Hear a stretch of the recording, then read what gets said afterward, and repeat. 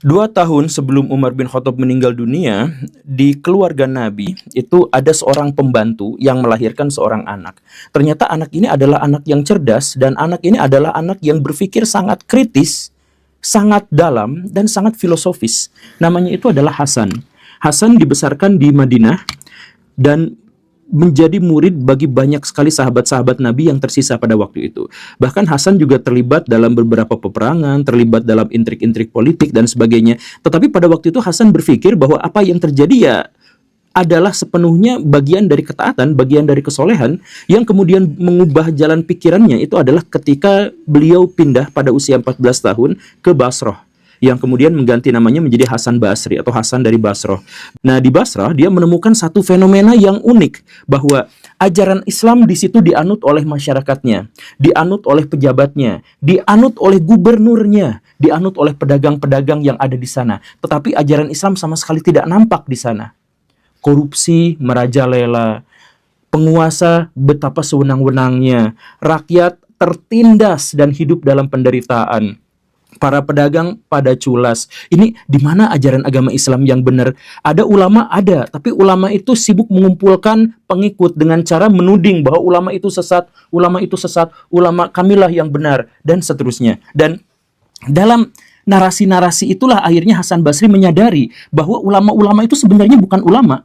Ulama-ulama itu sebenarnya adalah orang yang menguasai ilmu duniawi berupa ilmu tata bahasa, nahu sorob, ilmu logika fikih, yaitu usul fikih, kemudian ilmu tentang menafsirkan Al-Quran dengan menggunakan pendekatan bahasa, ya ilmu bahasa juga, ilmu duniawi juga, tapi objeknya adalah sesuatu yang berhubungan dengan agama. Nah, karena yang dimaksud masyarakat itu ternyata adalah sarjana-sarjana yang justru bergelut di ilmu-ilmu duniawi, maka ya wajar ketika peradaban Islam itu menjadi seburuk ini, ketika pertentangan, pertikaian, pergelutan itu tidak pernah berakhir satu sama lain. Ternyata karena apa? Karena Islamnya tidak diajarkan, yang diajarkan adalah ilmu budaya dan tata bahasa Arab yang dianggap sebagai bagian dari ajaran agama Islam. Nah, ajaran agama Islam yang didapatkan oleh Hasan Basri selama dia menjadi pengikut dari sahabat-sahabat Nabi, itu sebenarnya tidak jauh dari bagaimana caranya memelihara akhlak yang baik, memperlakukan orang dengan baik, memaafkan musuh, menghindari permusuhan, menghindari pertikaian, berbuat baik kepada makhluk hidup selain manusia, bagaimana caranya kita mencintai lingkungan alam, bagaimana cara kita berbelas kasih, dan itu semua dirangkum dalam pelajaran-pelajaran tentang bagaimana kita ikhlas, bagaimana kita sabar, bagaimana kita pasrah kepada ketentuan Tuhan, dan bagaimana kita memotivasi diri untuk terus-terusan menjadi manusia yang bermanfaat buat alam semesta. Yang diajarkan Islam kepada dirinya tuh itu. Tapi kenapa yang dipanggil, yang disebut ulama itu adalah orang yang bisa menafsirkan Al-Quran menggunakan ilmu tata bahasa Arab. Jadi dalam pikiran Hasan Basri, gini, ilmu tata bahasa Arab digunakan untuk apa? Untuk bisa memahami Al-Quran. Ilmu Al-Quran digunakan untuk apa? Agar kita bisa mengikuti ajaran-ajarannya. Bagaimana ajaran-ajaran itu? Yang tadi itu, ikhlas, cinta kasih, dan sebagainya. Maka yang disebut ulama itu seharusnya adalah orang yang sudah ada di titik ini. Sudah ada di level menjalankan perintah Quran dan Sunnah. Bukan yang berkutat masih pada bagaimana cara menafsirkan alif lam mim. Itu dalam pikiran Hasan Basri. Makanya sejak saat umur 25 tahunan itu Hasan Basri itu mogok untuk tidak menjawab pertanyaan-pertanyaan yang berhubungan dengan fikih. Kalau kalian mau berislam, maka kalian tuh harus memulai diri dengan keikhlasan, ketulusan. Dan itu dimulainya dari mana? Dari kalian tidak lagi memiliki ikatan terhadap dunia. Dunia boleh saja mengikuti kalian, tapi kalian jangan mengikutinya. Jadi ketika ada orang yang mengejar-ngejar harta, ada orang yang mengejar-ngejar jabatan, ada orang yang berpikir bagaimana cara dia bisa nampak jadi terkenal dan berwibawa di muka orang dan sebagainya, maka itulah yang menjauhkan diri kita dari ajaran agama Islam. Mulai dari hati, mulai dari membersihkan hati dari segala motivasi-motivasi duniawi, termasuk hal-hal yang seperti itu. Nah, setelah itu baru kita merasakan ketakwaan kepada Tuhan. Makanya Hasan Basri itu berpikir bagaimana caranya kita takut kepada Tuhan, ikhlas kepada Tuhan, bagaimana caranya agar kita takwa kepada Tuhan. Dan takwanya Hasan Basri itu bukan menjalankan seluruh perintah Allah dan menjauhi larangannya, bukan. Itu definisi dari mana? Gak ada. Hasan Basri itu memahami takwa itu adalah kesadaran diri tentang Tuhan karena rasa takut kepada amarahnya. Ya itu saja, seperti itu sajalah. Makanya Hasan Basri kemudian mempertanyakan ini orang-orang yang ngakunya ngajarin Islam tuh, ya dia ngerti fikih, dia tahu Quran, dia tahu sunnah, tapi tetap korupsi. Ada orang yang katanya ngerti fikih, ada orang yang katanya ngerti tafsir, tapi meremehkan orang lain, menghakimi orang lain, bahkan berkata-kata kasar di ruang publik kepada orang lain, dengan percaya dirinya menunjukkan ajaran yang Islam, yang benar tentang Islam itu adalah gini, gini, gini. Sedangkan orang-orang itu sesat, menyesatkan, itu lalu ngomongnya kasar dan sebagainya. Bagaimana ceritanya ajaran agama Islam seperti itu? Itu bukan ajaran agama Islam, itu adalah ilmu duniawi, itu adalah ajaran duniawi. Levelnya baru sampai mempelajari ilmu-ilmu budaya bahasa Arab. Dan pernyataan Hasan Basri ini pada akhirnya diterima oleh banyak orang. Oh iya juga ya. Kan di dalam Al-Quran itu dijelaskan, kalau masyarakat muslim itu bertakwa, maka mereka itu akan sejahtera, mereka itu akan damai, mereka itu akan baik, dan tidak akan ditemukan fakir miskin. Tapi di situ fakir miskin banyak, korupsi banyak, kekerasan banyak, kesewenang-wenangan juga banyak. Tapi masih mengajarkan ajaran agama Islam. Jangan-jangan Islamnya bukan itu, tapi Islam seperti yang diajarkan oleh Hasan Basri. Makanya berbondong-bondong orang mencoba untuk menjadi muridnya Hasan Basri. Tapi Hasan Basri pada waktu itu ya mengajarkan, sekedar mengajarkan saja, dan tidak mengklaim sebagai pemilik otoritas. Karena otoritasnya hanya Tuhan saja. Dia hanya mengajarkan tentang bagaimana caranya menangis. Hasan Basri itu terkenal dengan tangisannya yang tidak ada hentinya. Ceramah sedikit, ngomong sedikit, nangis. Ceramah sedikit, ngomong sedikit, nangis. Karena hatinya itu sudah benar-benar lembab dengan kasih sayang Tuhan. Jadi segala sesuatu itu cukup mengharukan untuk dirinya, segala sesuatu itu cukup meresahkan untuk dirinya, segala sesuatu itu cukup untuk membuatnya tidak bisa berkata-kata selain dengan air mata yang turun dari matanya. Itu saja. Nah, pengikut dari Hasan Basri yang kemudian menjadi cukup terkenal, bahkan sangat terkenal, itu adalah Rabi'ah al-Adawiyah. Rabi'ah itu meningkatkan levelnya sampai pada titik bahwa berislam itu sebenarnya sangat sederhana. Pernyataan bahwa kita adalah hamba dari Tuhan, dan Tuhan itu adalah penguasa alam semesta. Dan karena ini kita adalah hambanya, maka kewajiban bagi seorang hamba itu adalah mengabdi kepada tuannya, membuat senang tuannya, itu saja. Jadi Rabi'ah al-Adawiyah adalah seorang hamba dari Tuhan. Maka apapun yang dilakukan Tuhan kepada dirinya, pasrah, menerima, ikhlas, qanaah, udah selesai sampai di situ saja. Bahwa apa yang kita lakukan itu adalah demi Tuhan, bahwa apa yang kita perbuat, apa yang kita ucapkan, apa yang kita karyakan dan kita hasilkan itu sepenuhnya bermotif Tuhan. Dan karena sudah seperti itu, maka tepat disitulah kita akan merasakan betapa besarnya cinta kasih Tuhan. Dan orang yang bisa merasakan cinta kasih Tuhan itu adalah orang yang sudah tidak akan lagi memiliki kebencian. Karena cinta kasih Tuhan itu luas, besar, dan mengalir terus-terusan ke hati manusia. Disadari atau tidak, itu mengalir terus-terusan ke hati manusia. Nah, orang yang merasakan bahwa hatinya itu dipenuhi oleh cinta kasih Tuhan, itu di dalam hatinya itu sudah tidak mungkin tersisa ruang untuk hal-hal selain cinta kasih. Tidak ada ruang untuk kebencian, untuk kemarahan, bahkan kemarahan atas nama agama. Tidak ada yang seperti itu. Tidak ada kesombongan, tidak ada kebanggaan pribadi, tidak ada ambisi, tidak ada. Ya hanya menikmati kecintaan pada Tuhan dan menikmati hamparan luasnya cinta kasih Tuhan. Seperti itu saja. Dan karena hati manusia itu begitu kecilnya dibandingkan aliran cinta kasih Tuhan yang tidak ada hentinya itu, mengalir terus, maka akhirnya cinta kasih itu akan luber kemana-mana.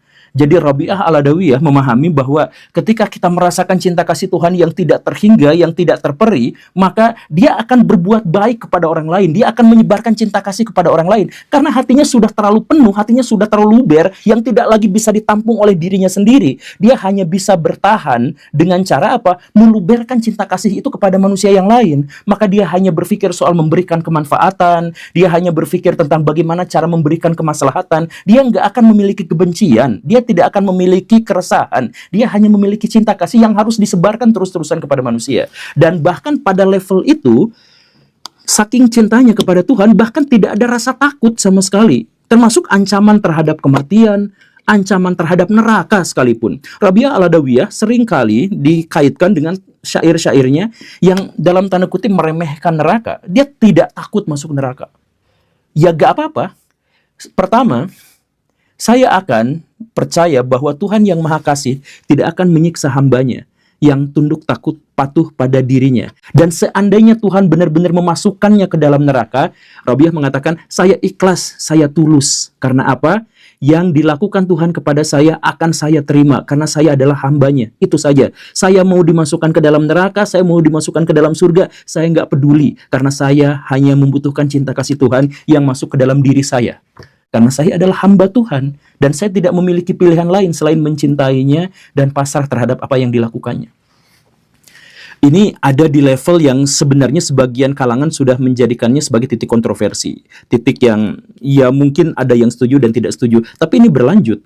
Nah, berlanjut itu sampai pada level Abu Yazid Al-Bustami dan Al-Halaj. Di mana mereka itu sudah benar-benar dalam tanda kutip tidak lagi bisa mengendalikan dirinya. Cinta kasihnya sudah penuh. Bukan hanya ke hati, masuk ke otak, masuk ke dalam tubuh. Seluruh aliran darahnya sudah dipenuhi oleh cinta kasih. Dan akhirnya lebur. Tidak lagi memahami dirinya siapa, tidak lagi memahami realitas, tidak lagi bisa membedakan mana dunia, mana akhirat. Dia sudah gak bisa membedakan seperti itu. Udah buta, udah gila, udah lebur.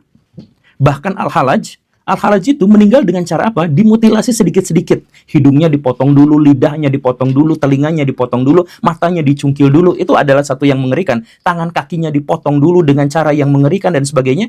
Tapi diriwayatkan bahwa dia itu tenang sekali, senang sekali. Kata-kata terakhir sebelum lidahnya dipotong itu adalah, saya tetap mencintai bahkan kepada orang-orang yang melakukan ini kepada saya.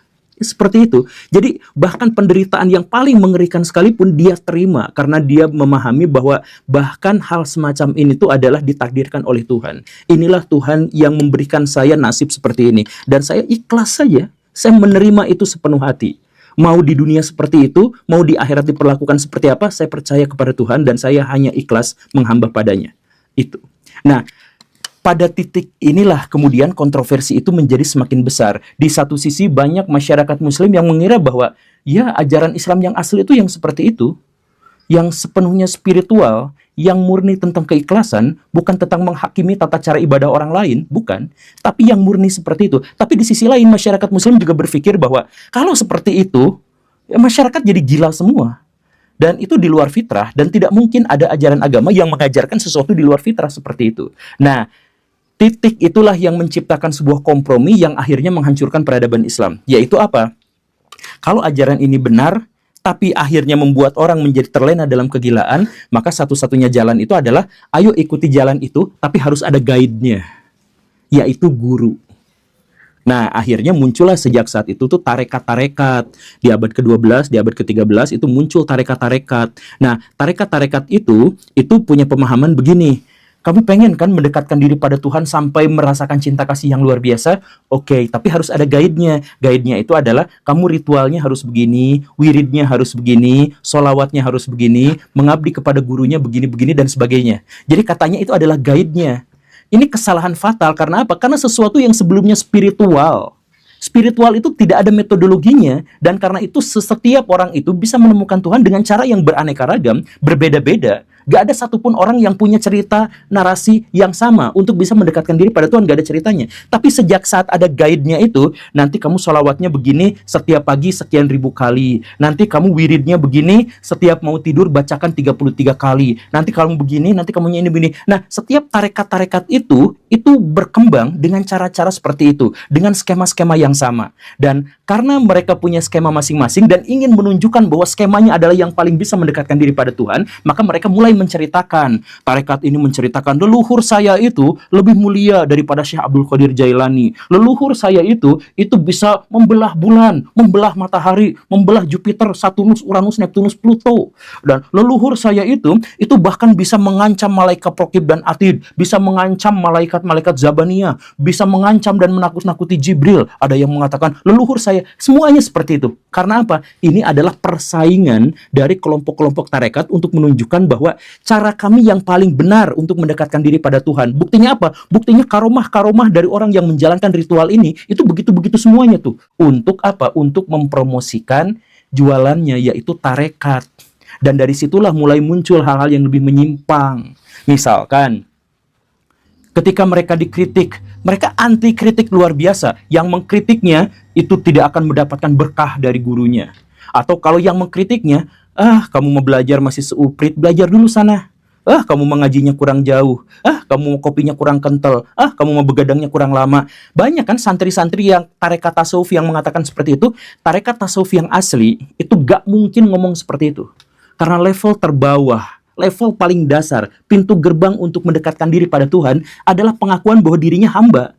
Hanya sekedar hamba. Dan karena hanya sekedar hamba, maka tidak mungkin dia menjadi sombong. Jadi kalau misalkan ada kata belajar dulu sana, itu kan ada kesombongan di situ. Mustahil ada tarekat yang seperti itu. Tapi kan ada tarekat yang seperti itu. Nah, itu tarekat yang palsu.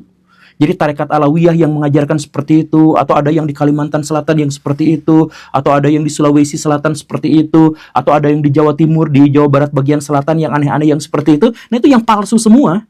Karena mereka tuh bukan mengajarkan mendekatkan diri pada Tuhan, tapi mengajarkan nanti wiridnya sekian ribu kali dalam sehari, nanti datang ke kuburan ini, nanti kuburannya itu harus kita kasih topping warna-warni, yang hijau ini, yang gini-begini, lalu cium, nanti ketemu sama ulama ini, cium kakinya, cium lututnya, cium pundaknya, lutut kaki, dan sebagainya. Yang diajarkan itu adalah yang seperti itu. Bukan bagaimana caranya agar kita menjadi hamba yang baik, bukan. Tapi bagaimana caranya agar kita menghamba kepada guru kita, agar dia memberikan kepada kita ilmu, dan agar ilmu itu bisa kita gunakan untuk membantah orang lain yang ngajinya kurang jauh. Nah, inilah di sini tasawuf pada akhirnya yang awalnya itu sebenarnya sepenuhnya baik atau sepenuhnya itu spiritual berubah menjadi sepenuhnya material. Gara-gara apa? Yaitu gara-gara Al-Halaj, gara-gara Abu Yazid Al-Bustami yang dia gila. Tapi menurut orang itu benar, maka harus ngambil jalan tengah, yaitu harus ada gurunya. Waduh. Maaf. Yang harus ada gurunya, kan begitu. Dan akhirnya apa? Si guru-gurunya itu memiliki otoritas lebih. Bahkan mengaitkan dirinya itu dengan keistimewaan, dengan karomah yang luar biasa. Begitu, akhirnya apa? Peradaban Islam runtuh karena logikanya nggak jalan, kemudian hal-hal yang jahat itu justru malah disakralkan sebagai bagian dari ajaran agama Islam. Dan luar biasanya apa? Mereka itu membalik ajaran tasawuf. Dulu ajaran tasawuf itu siapapun bisa bertemu dengan Tuhan, siapapun bisa menikmati cinta kasih Tuhan, asal dia hatinya bersih. Itu kan ajaran asli yang tasawuf. Sekarang yang diajarkan oleh orang-orang tasawuf itu, para habib dari Alawiyah itu gitu ya, Mama Gufron, yang diajarkan itu kebalik. Kalian tuh gak bisa mendekatkan diri pada Tuhan karena kalian tuh ahli maksiat, karena kalian tuh berdosa, kalian itu bahasa Arab aja belum ngerti, kamu tuh tafsirnya aja gak ngerti, tapi berharap masuk surga. Tapi bisa kok masuk surga lewat bantuan kami, lewat syafaat dari kami. Makanya orang-orang Alawiyah yang Habib-Habib yang apa, itu yang mereka tawarkan itu apa? Syafaat dari kami. Begitu. Jadi awalnya cinta kasih Tuhan kepada manusia itu langsung dan intim dan bisa dilakukan, dijangkau oleh siapapun yang hatinya bersih, berubah menjadi kamu tidak bisa jadi apa-apa tanpa bantuan saya, tanpa bantuan guru. Dan karena itu guru tuh harus disembah, dicium kakinya. Gitu kan? Tepat disitulah akhirnya peradaban Islam runtuh. Sekali lagi ya, otaknya udah langsung gak jalan, dimatikan, kreativitasnya dimatikan, mau nanya aja dianggap kritik, kalau gurunya gak tahu apa-apa harus tetap dimuliakan, dan menyebarkan cerita-cerita khurafat dan sebagainya. Otak logikanya seperti itu, otak spiritualnya udah sama sekali dangkal. Tapi luar biasanya mereka menganggap diri mereka itu benar. Mereka menganggap bahwa yang lain yang gak ngerti pemikiran kami itu salah, belajarnya kurang jauh. Kamu gak belajar dari ulama bersanad, yang seperti itu. Nah, itulah sebuah skenario yang luar biasa yang pada akhirnya membuat Tuhan benar-benar bisa memilah mana orang yang layak masuk surga dan mana orang yang mengklaim memiliki surga. Terima kasih karena sudah menyimak. Saya Guru Gembul. Assalamualaikum warahmatullahi wabarakatuh.